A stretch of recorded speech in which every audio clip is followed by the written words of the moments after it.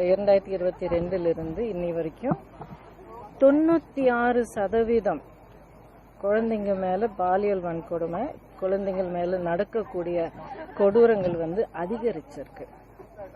இது நம்மளை பத்தி, சமுதாயத்தை பத்தி, அதாவது மக்களை காப்பாற்ற வேண்டிய அரசாங்கத்தை பத்தி, ஆட்சி நடத்தும் அந்த பதவியிலையும் அந்த பவரோட இருக்கிறவங்களை பத்தி, மக்கள் மேல என்ன அக்கறை வச்சிருக்காங்க. மக்கள் மேல அக்கறை விட்டுருங்க. நம்ம எல்லாரும் பெரியவங்க, நம்ம ஏதோ ஒண்ணு நம்ம அடிச்சு பிடிச்சு நம்ம காலில் நின்று நம்ம ஏதோ ஒன்று போராடி வந்துடலாம்.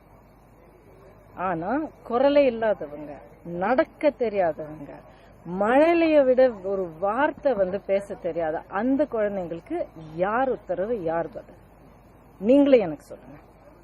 இப்போ இந்த ஸ்டாட்டிஸ்டிக்ஸ் நான் சொன்னது என்சிஆர்பி, நேஷனல் கிரைம் ரெக்கார்ட்ஸ் பியூரோல பதிவு பண்ணியிருக்கு. அபிஷியல், நம்ம எல்லாருக்கும் தெரியும். அபிஷியலா ஒரு கணக்கு இருக்கும்னா உண்மையான கணக்கு அதை விட அதிகமா இருக்கலாம். ஏன்னா நிறைய குற்றங்கள் ரிப்போர்ட் பண்ண மாட்டாங்க, அந்த ஒரு ரெக்கார்டுக்கு வராது பல காரணங்களால.